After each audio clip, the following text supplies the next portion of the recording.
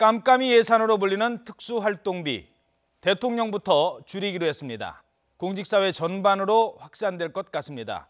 또 청와대 수석보좌관 회의에는 세 가지가 없다고 합니다.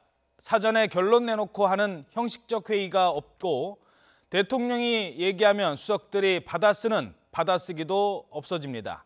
또 계급장도 없습니다. 대통령이 얘기해도 과감하게 반론을 제기하기로 했습니다. 물론 이 같은 정책은 대통령이 의지만 있으면 쉽게 바꿀 수 있는 이른바 쉬운 개혁일 수도 있습니다. 하지만 우리는 그동안 이 쉬운 개혁조차 이뤄내지 못했습니다.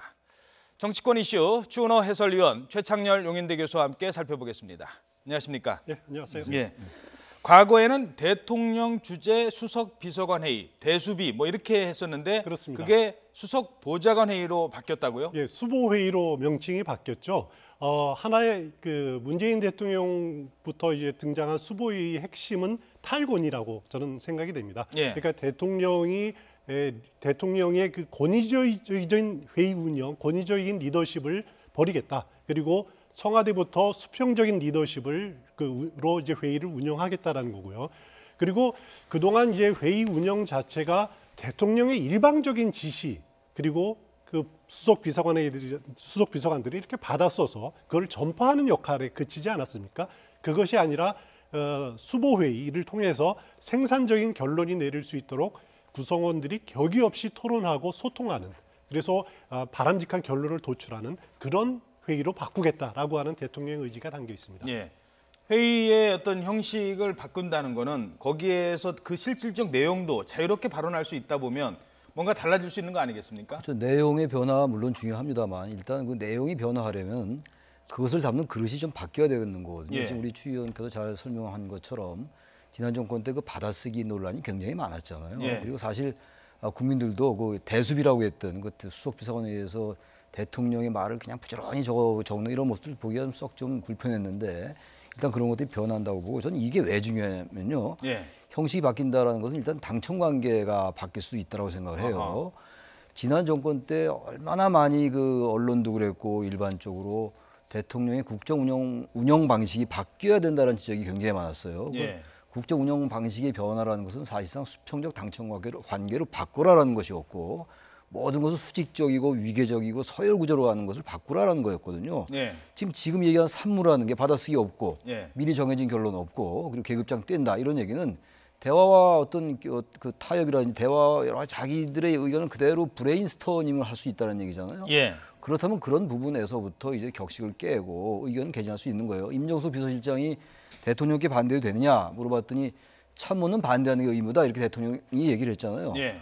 그렇게 될 때 자신의 의견을 얘기할 수가 있는 거거든요. 아무리 직원하는 참모가 없다라고 합니다만 직원할 수 있게 지휘관이 환경을 마련해 줘야 되는 것이거든요. 그렇죠. 그게 리더십이에요. 저는 그런 의미에서 티타임 갖고 과거에 못 봤던 소통, 어떤 파격 행보의 어떤 그 연장이라고 보는데 이러한 것들이 대단히 의미가 크다. 이런 부분들은 단지 형식의 변화가 아니라 바로 형식의 변화를 통해서 국민들의 목소리가 가감없이 전달되고 예. 또 그런 것에 대해서 대통령이 인식하고 있다는 게 그 자체가 큰 변화고 개혁이다 이런 생각을 합니다. 예, 바로 이제 그런 부분을 대통령이 지적을 한 것 같습니다. 문재인 대통령이 팀플레이를 강조하면서 회의 참석자들에게 스스럼 없이 의견을 제시하라고 당부했습니다.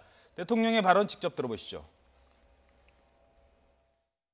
이 수보회의는 대통령 지시사항을 전달하는 회의가 아닙니다.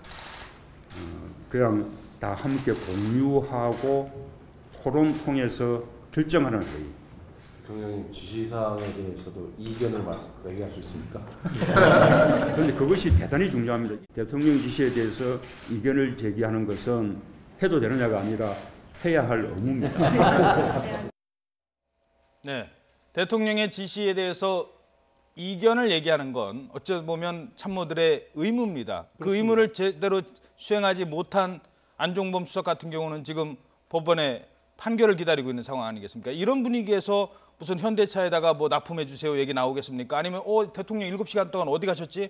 이거 찾지도 못하는 상황은 없을 것 아니겠습니까? 그렇습니다. 대통령이 그런 수평적 리더십을 한다는 것이 어떻게 보면 대통령의 권위를 약화시키는 것은 아닙니다. 그 대통령이 오히려 탈권위하면서 참모들의 의견을 적극적으로 듣고 같이 토론하고 거기서 생산적인 결론이 나왔을 때 그것이 오히려 더 대통령의 권위를 위상을 높여주는 그런 역할을 하고 있거든요. 예. 많은 사람들이 동의를 하는 부분들의 결정에 대해서는 뭐 반론 표기도 어렵지 않습니까? 그런 과정들을 거친다는 것 자체가 굉장히 의미가 있다라는 말씀을 드리고요. 그리고 또 하나 눈여겨봐야 될 것이 과거 이명박 정부 시절에는 그 대수비라고 그랬죠. 예. 그 대통령 주재 수석 비서관회의가 주 한 차례 열렸습니다. 그렇죠. 그리고 그 박근혜 정부 시절에는 격주로 열렸거든요. 그 끝부분에 가서는 월 한 차례로 뭐 줄기까지 했고 예. 대부분 비서실장 주재로 회의가 이루어지고 의사결정이 이루어지는데 이번에는 문 대통령이 주 2번 이걸 열겠다, 회의를 열겠다라고 하는 것은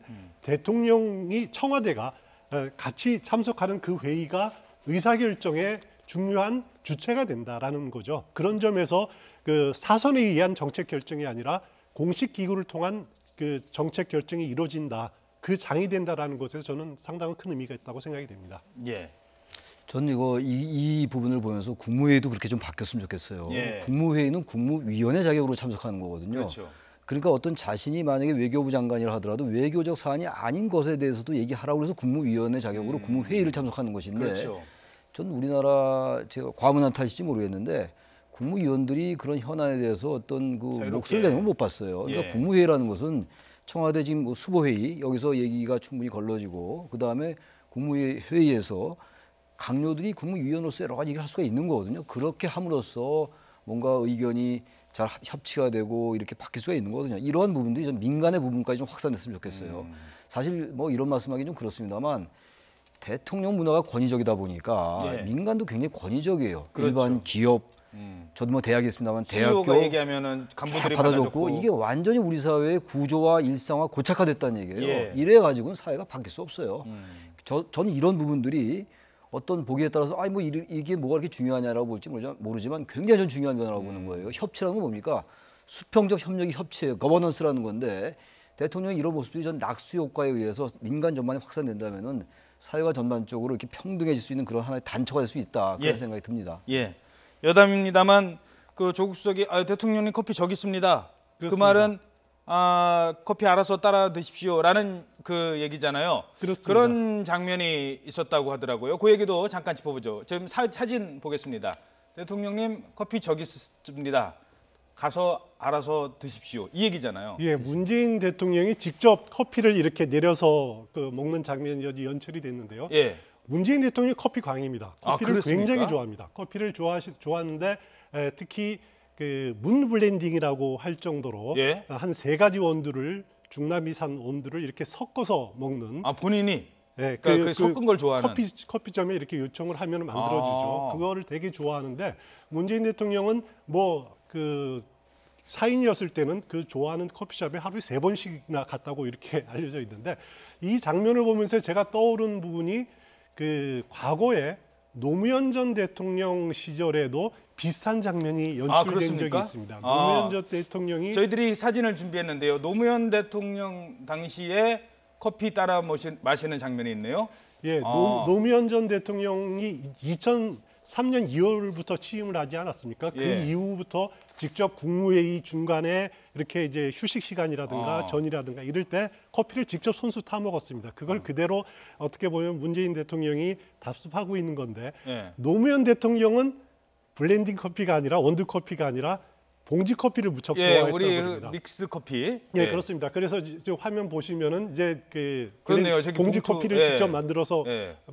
하는 장면이 나오는데 이것을 또 같이 참석자들한테 직접 타서 주기도 하고 뭐 이런 장면들이 있었는데 그 문재인 대통령 그때 민정수석으로 그 일을 해왔기 때문에 노무현 전 대통령의 그런 모습들을 보고 아마 재현해보고 싶다 그런 마음들이 좀 있었던 것 같습니다. 예, 두 사람 다 이 커피에 대한 사랑이 또 남달랐던 것 같네요. 그 커피 각자 따라 마시는 건 좋은데요. 여담입니다. 내 건 없네요, 대통령. 이런 얘기할 정도는 아니었으면 좋겠습니다. 그런가 하면 이제 좀 다른 얘기 좀 해보겠습니다. 좀 진지한 얘기일 수도 있는데요. 국가인권위의 위상과 관련해서 어제 조국 민정수석이 대통령의 지시사항을 얘기했습니다. 최근에 이 경찰의 수사권 이 이양 또는 뭐 독립 뭐 이런 얘기과 관련돼서 나오는 얘기인데요. 일단 인권부터 챙기겠다는 얘기인 것 같습니다. 함께 들어보시죠. 경찰의 경우 향후 수사권 조정에 대한 강한 염원을 피력하고 있는 것으로 알고 있습니다. 민정수석실에서는 수사권 조정의 필수적 전제로서 인권 친화적 경찰을 어떻게 구현할 것인지에 대해서 경찰 자체에서 구체적이고 실행 가능한 방안을 마련할 것을 요청드립니다. 자, 경찰의 수권이라고 할 수 있는 수사권 독립 이 부분과 관련해서 조정을 하는 거죠. 뭐 기소 독점주의를. 하지만 그렇게 하기에는 계속 인권 문제가 불거졌었고 심지어 국가인권위에서 권고를 했음에도 불구하고 경찰이 그동안 이런저런 핑계로 제대로 지켜지지 않은, 그러니까 인권위를 무시하는 그런 것까지 나오니까 결국 인권위의 위상을 높이겠다는 것 아니겠습니까? 국가인권위의 그 권고사항이 꼭 경찰에 의해서뿐만이 아니라 일반 부처에서도 썩 그렇게 어떤 그 무게를 잘 못 가졌던 것 같아요. 예. 그만큼 이제 인권에 대해서 경시하는 풍조가 있었죠. 지금 경찰과 검찰의 그 수사권 조정 문제는 뭐 검찰 개혁의 차원에서도 논의되고 있는 부분이긴 합니다만 기본적으로 국가인권의 위원장으로부터 이제 보고를 받겠다라는 거 아니에요, 대통령이. 예. 그렇게 해서 구체적으로 인권위의 위상을 올려주고 또 구체적으로 그런 지시도 했어요. 국가인권위에 이런 권유 조치를 가능하면 받아들여라라는 이제 부처의 지시를 한 상황입니다. 예. 그래서 어쨌든 인권을 상당히 중시하겠다라는 그런 어떤 대통령의 의중이라든지 정권의 어떤 지향성 이런 것들이 나타난 것이라고 생각합니다. 예. 야당에서는 뭐 좀 반발하는 분위기도 감지가 되고 있다고요? 그렇습니다. 그 국가인권위원회 위상을 높이는 데는 큰 문제, 그 원칙에 대해서는 그 여야가 없을 겁니다. 예. 국가인권위원회라는 것 자체가 물론 조국 수석도 과거에 국가인권위원을 지냈습니다. 그래서 예. 국가인권위원회 운영을 너무 잘 알고 있지만은 지난 보수 정권 9년 동안에 국가인권위원회가 그 예산이라든가 조직이라든가 그 위상이 굉장히 축소된 것은 사실이거든요. 어떻게 보면은 그 과거로 돌려보내겠다라는 그런 의지의 그 뜻인데 그렇지만은 이제 자유한국당 야당에서 반대하고 있는 것은 그 우려를 표명하고 있는 것은 국가인권위원회가 어떻게 보면 정부 위에 군림하는 그런 기관이 되는 것 아니냐. 예. 그걸 통해서 현 정부가 어떻게 보면 지나친 인권을 강조함으로써 그 야당이나 이렇게 숨통을 지지 기반을 위협하는 것 아니냐라고 하는 그런 우려를 갖고 있는 것은 사실인 것 같습니다. 예. 그래서 일단은 인권부터 챙기겠다는 현 정부의 의지를 엿볼 수 있는 것 같습니다. 이번엔 돈 얘기를 잠깐 해보도록 하겠습니다. 특수활동비 얘기인데요. 최근에 이 법원에서 문제가 됐던 이 돈봉투 만찬 그 돈이 사실은 특수활동비라고들 하죠. 자, 특수활동비 검사들끼리 술자리에서 주고받으라고 만든 돈 아닙니다. 자, 그런데도 그동안 눈먼 돈으로 써왔는데 청와대부터 줄이겠다고 약속을 했습니다. 그동안 어떤 목적으로 어떻게 잘못 썼는지 또 어떻게 바뀌는지 장민정 앵커가 간단히 정리해드리도록 하겠습니다. 문재인 대통령이 청와대 특수활동비를 절반으로 줄이겠다고 선언했습니다. 또 대통령 내외의 생활비도 국민 세금이 아니라 사비로 내겠다고 했습니다. 앞으로 대통령의 월급에선 식비나 개인 비품 구입비, 반려견, 반려고양이의 사료값 등이 일일이 공제되는 건데요. 이렇게 아낀 돈은 일자리와 소외계층 지원 예산에 보태기로 했습니다. 이정도 총무비서관이 청와대에 전세 들어왔다고 생각하시라라고 했더니 문 대통령은 당연히 그렇게 하는 게 맞고 주거비는 안 되니 감사하지 않은가라고 답했다고 합니다. 자, 특수활동비가 뭐길래 최근 논란이 되고 또 대통령이 솔선수범에 나선 걸까요? 기밀 유지가 필요한 정보 수사나 또 사건의 수사, 이에 준하는 국정수행에 쓰이는 예산 항목인데 현금으로 지급되고 사후 영수증 처리도 하지 않아 눈먼 돈이란 지적이 많았습니다. 자, 자료를 보시죠. 지난해 편성 자료를 보면 국정원이 가장 많이 편성됐고요. 또 국방부, 경찰청, 법무부 순이었습니다. 최근 검찰의 돈봉투 만찬 사건 때 문제가 됐는데 불과 2년 전에도 비슷한 논란이 있었습니다. 당시 홍준표 경남지사는 검찰 조사에서 국회 운영위원장 시절 매달 국회 대책비라는 명목으로 특수활동비 4, 5천만 원씩을 받았는데 쓰고 남은 돈을 집사람에게 생활비로 주었다고 털어놨고요. 신계륜 당시 의원은 재판 과정에서 자녀 유학비로 썼다고 고백했던 겁니다.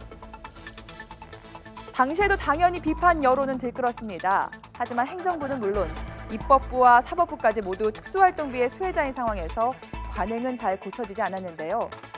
대통령이 솔선수범에 나선 이번엔 좀 달라질 수 있을까요? 네, 그래서 치약 칫솔은 내 돈으로 쓰겠다는 게 청와대 입장입니다. 절반으로 줄인다고 했는데 이건 좀 정확히 짚고 넘어가자면 박근혜 전 대통령이 탄핵당하면서 그동안 쓰고 남은 돈이 좀 있다고 합니다. 그래서 그걸 안 쓰다 보니까 올해는 절반이고 정확하게 얘기하면 한 30% 정도를 줄인다고 합니다. 문제는 청와대가 줄인다는데 다른 데도 뭐 나는 특수활동비 내 돈처럼 쓸래라고 할 기관은 없을 것 아니겠습니까? 그렇습니다. 청와대부터 이렇게 감축하겠다고 나서니까 이제 정부 각 부처에도 파장이 분명히 미칠 겁니다. 청와대가 30% 내년 예산에 줄이겠다라고 하면은 어떻게 보면 그것이 가이드라인으로 될 수도 있을 것 같고요. 사실 그렇지만은 그 특수활동비가 꼭 필요한 부분들이 굉장히 많이 있습니다. 국가정보 활동이라든가 아니면 수사 활동에 필요한 부분들. 그런 부분들까지도 너무 지나치게 제약하는 것은 오히려 그 정상적인 국정 활동에 위축시키는 그런 부작용이 있을 수도 있습니다만 그런 부분들을 제외하고서는 정말 눈먼 돈으로 쌈짓돈으로 사용되고 하는 부분들은 이건 예산 절감 차원에서 또 아니면은 행정 투명성 차원에서 반드시 정리가 돼야 됩니다. 그리고 뭐 지금 영수증 제출 안 해도 된다라고 하는 것들 이런 부분들도 이번 기회에 제대로 하나의 그 선례를 만들어냈으면 그런 바람입니다. 특히 이제 특수활동비를 가장 많이 쓰는 곳이 국정원이었고요. 국정원이 지금 뭐 해외 정보 파트 위주로 변성이 된다라고 했을 때 아마 국정원과 검찰 쪽이 가장 민감하게 또 반응할 수 있을 것 같아요. 그러니까 특수활동비가 현재는 정보나 수사 그리고 어쨌든 이에 준하는 그런 활동에 소요되는 경비입니다. 필요한 경비가 있을 수가 있죠. 그러니까 이 특수활동비는 취지가 원래 있긴 있습니다. 그럼에도 불구하고 아까 뭐 보도에 나왔다시피 특수활동비가 뭐 자녀 육아비로 뭐 사용된다든지 뭐 가정의 생활비로 된다는 건 상상할 수 없는 얘기인데 그런 얘기들을 천연덕스럽게 했던 거 아니에요. 그리고 별로 나중에 문제되지도 않았고 그렇죠. 있을 수 없는 얘기죠. 상상할 수 없는 얘기고 우리 일반 직장이나 학교에서 보면은 이른바 뭐 그런 거 전혀 없어요. 이제 일반 민간하고는 좀 다르긴 합니다만 그러한 부분들이 너무 우리 사회에 하나의 그 관행처럼 굳어져 왔던 것 같아요. 그렇죠. 그래서 특수활동비의 취지 그리고 어떤 그 소요한 목적에 대해서 위배되지 않는 범위 내에서요. 줄일 필요가 있을 것 같아요. 그리고 지금 국정원 같은 경우는 활동 내역이 전혀 공개되지 않고 있죠. 물론 국정원의 특수 업무를 우리가 감안해야 됩니다만 분명히 방만하고 예산이 공개되지 않고 이른바 깜깜이 예산 그리고 눈먼 돈 이런 지적이 괜히 있는 게 아니란 말이죠. 그래서 이번에 이런 청와대의 이런 대통령의 생각, 사고 굉장히 그 당연한데 굉장히 신선하잖아요. 사료 같은 거 직접 구입하겠다. 그리고 칫솔 치약고 당연한 얘기예요. 그렇죠. 그런데 그런 것들이 우리는 너무 이제 생소하게 느껴질 정도란 말이죠. 그래서 저는 이런 부분들이 전 이러한 것들은 가이드라인이 돼도 된다고 생각합니다. 이런 긍정적 가이드라인은 얼마나 있어도 돼요. 대통령이 그런 게 리더십 아니겠어요? 그렇죠. 그 사실 뭐 앞서도 홍준표 의원 전 의원 시절의 얘기였습니다만 뭐 원내대표가 내 특수활동비 떼먹었어요라는 얘기를 했어도 문제 뭐 없었죠. 다른 부서에서 그거를 고치려고 왜 자기네들도 특수활동비가 있다 보니까 근데 청와대가 먼저 솔선수범했다는 게 의미가 있을 것 같습니다. 청문회 얘기 잠시 나눠보죠. 이낙연 국무총리 후보자의 두 번째 인사청문회가 열렸죠. 1차 때와는 달리 어제는 고성과 설전이 조금 오가기도 했습니다. 청문회가 끝난 뒤에 이낙연 후보의 소감을 들어봤습니다. 잠깐 같이 들어보시죠. 에너지가 총집중돼야 했던 이틀이었습니다. 그 한순간 한순간이 모두 기억에 남습니다. 정책의 문제는 정책의 문제대로, 신상의 문제는 신상의 문제대로 대단히 긴장했던 이틀이었습니다. 안 아픈 질문이 하나도 없었습니다.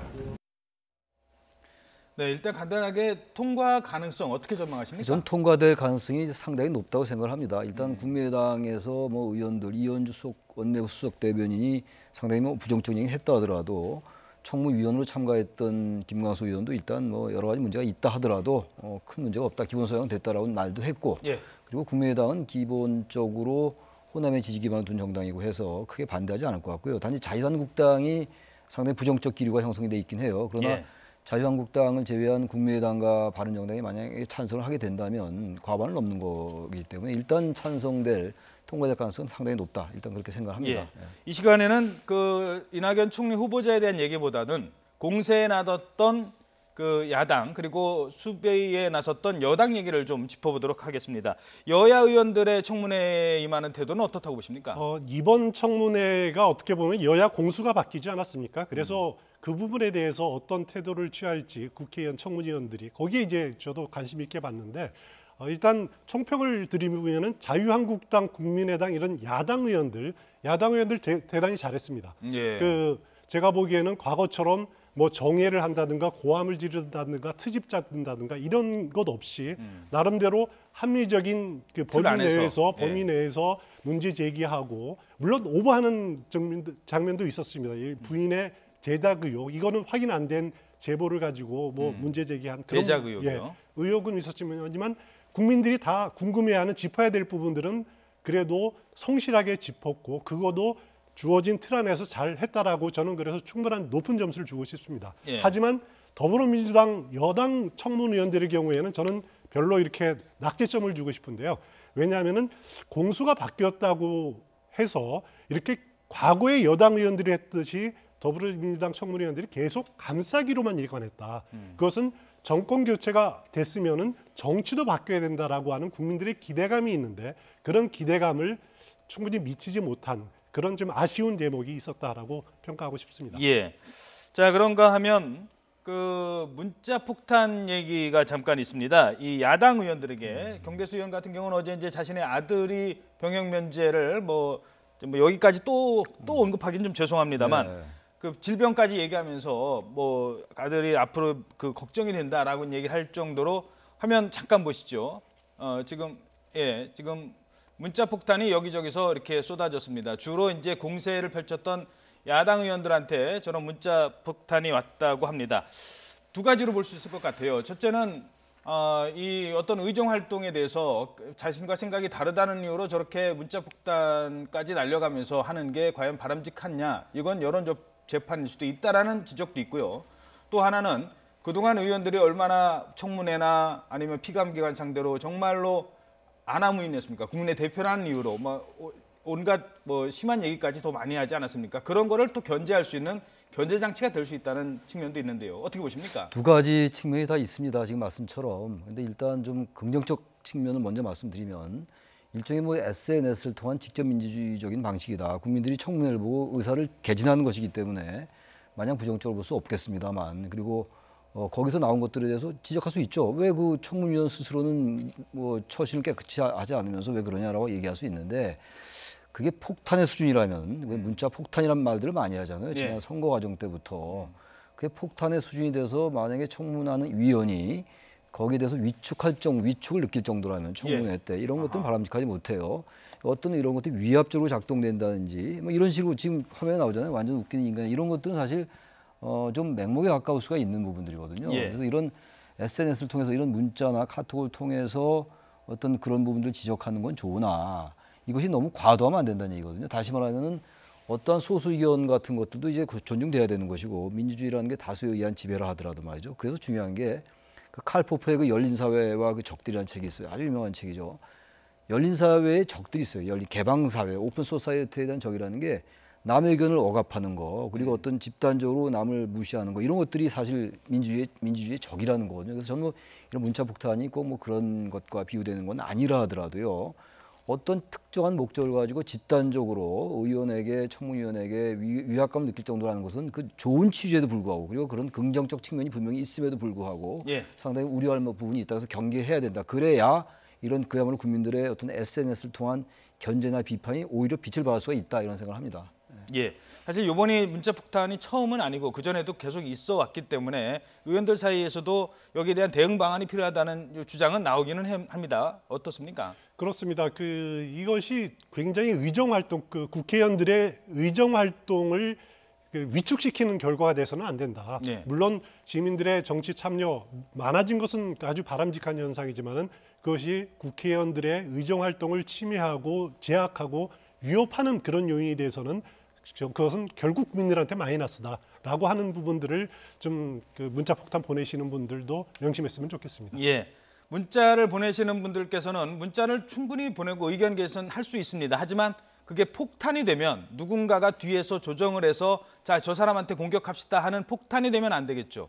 문자를 받는 사람 입장에서도 내가 왜 이런 문자를 받았는지도 화가 나지만 한 번 더 생각하는 기회가 됐으면 합니다. 네, 지금까지 최창렬 용인대 교수 그리고 추은호 해설위원이었습니다. 두 분 고맙습니다.